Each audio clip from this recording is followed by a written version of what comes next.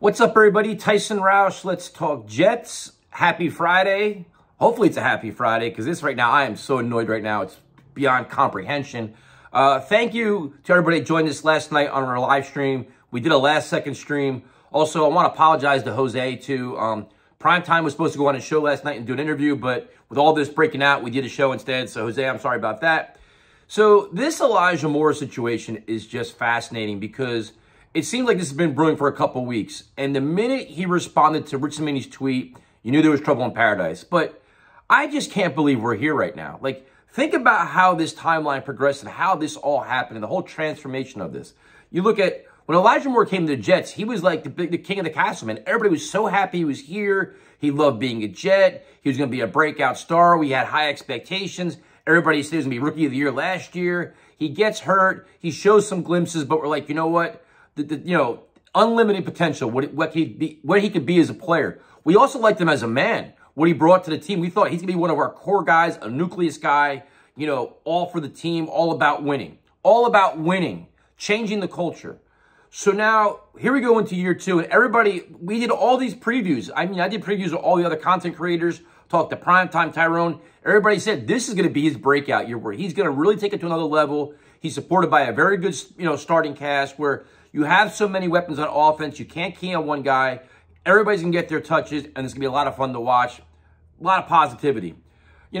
Obviously, Zach Wilson getting hurt some things. The offense, we're only a few games in.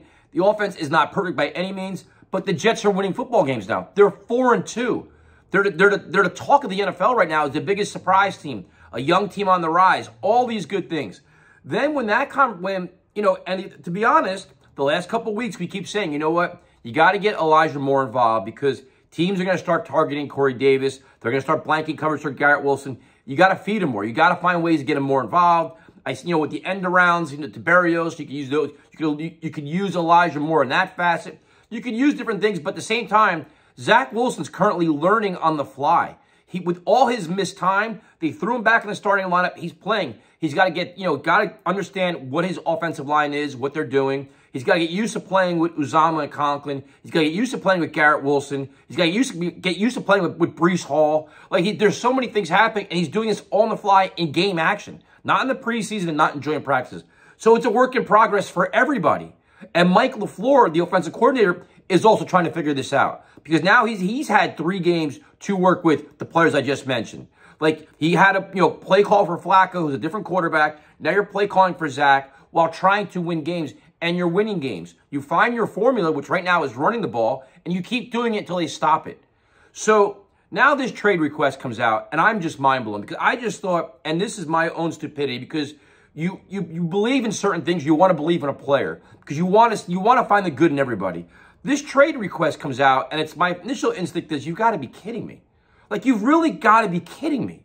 You talk about, poorly timed where it's like, dude, the Jets have won 3 games in a row.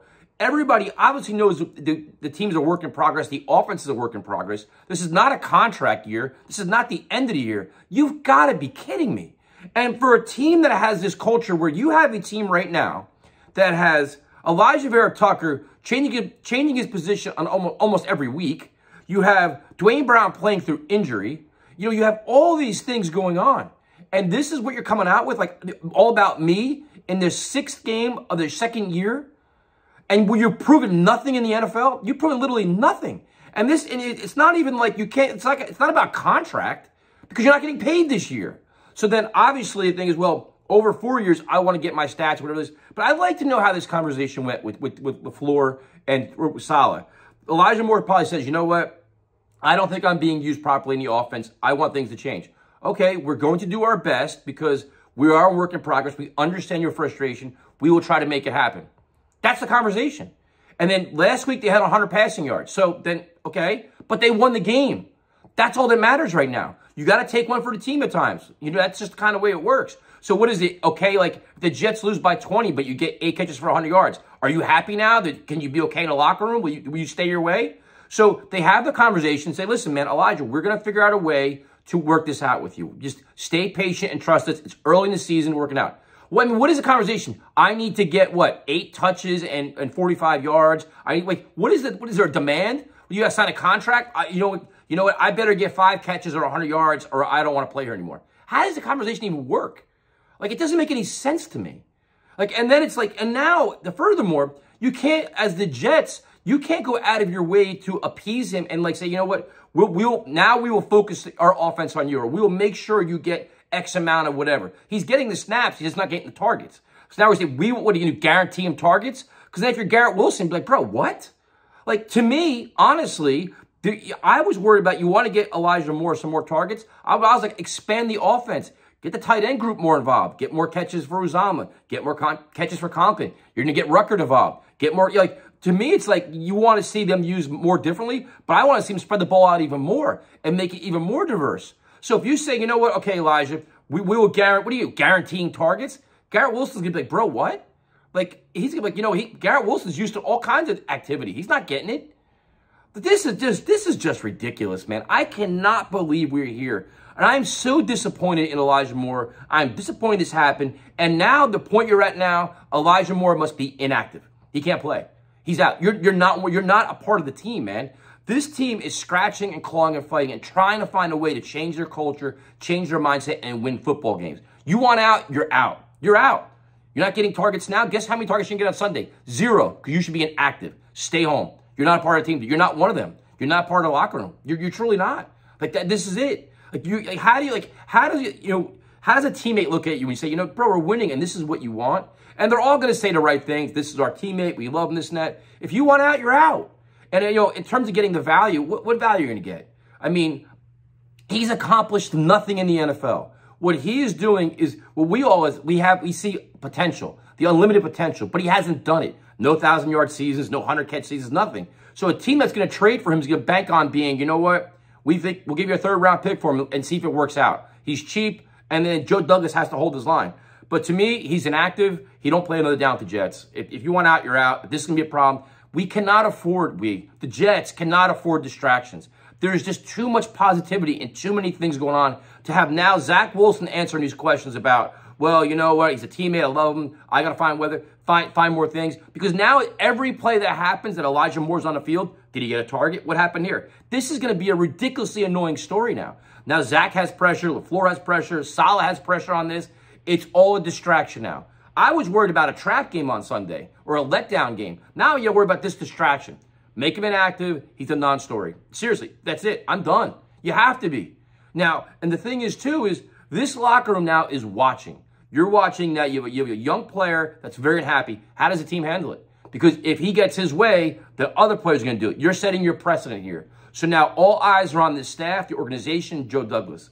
So furthermore, I understand the whole thing where it's like, you know, Denzel Mims should play. That's all this. Listen, first of all, Denzel Mims handled this correctly. He handled it before the season. He's been quiet, hasn't said a word.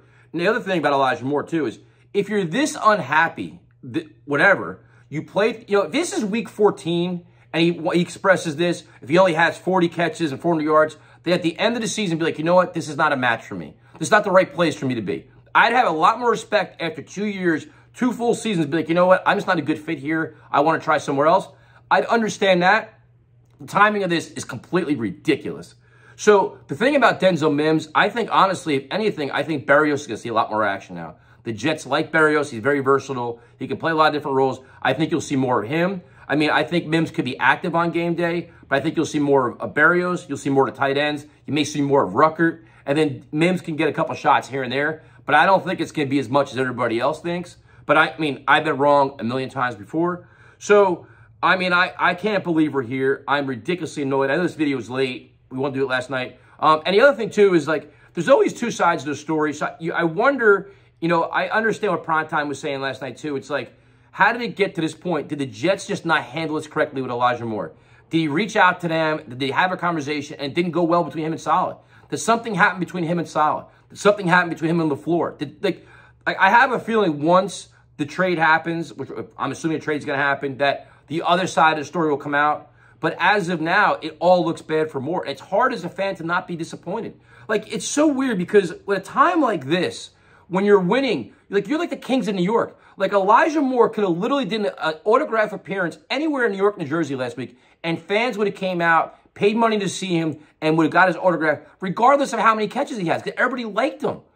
Everybody embraced him. We thought he's one of the Jets. He's one of us, like one of our young guys we could build with. If you're winning in New York, it's just like, again, especially now, you can get endorsements, sponsorships. Just shut your mouth, play, be a good teammate, say all the right things, and you'll be fine. And now it's all gone. Like, for me, there's no turning back. Like, I know the Jets are saying, you know what, we're going to try to work it out. We have no desire to trade him. You're going to say all that because you don't want to act like you're desperate. You want to keep some kind of leverage. Like, listen, man, he's on our team. He's not going anywhere unless you make us the best offer. Now, for me, what I would do if I'm Joe Douglas is, obviously teams are going to be calling, say, listen, don't waste my time with all your bullshit offers. Don't give me, we'll offer you a fifth. And they say, listen, I have no time for your nonsense. Give me your best offer now. I want all the best offers on the table by Saturday. I want them out of here by Sunday or Monday, whatever it is, and we're moving on. But I mean, you're not going to get a fifth-round pick. I mean, I wouldn't do that, but I don't think a first-round pick's not going to happen either. If you get a second-round pick, ship him out. I mean, sometimes it's unfortunate this is here because he's such a good player, or it could be such a good player, but I think it's like, you know what? This is the way it works in the NFL these days. If you're this unhappy, you don't want to be here, let him not be here. And if he can't get a good trade partner, then let him sit out. Inactive. He cannot play on Sunday. Do not need that distraction. The focus should be on winning, moving forward, beating the Broncos, and going next week to the Patriots. The last thing I want to talk about is a player does not want to be a part of a winning organization.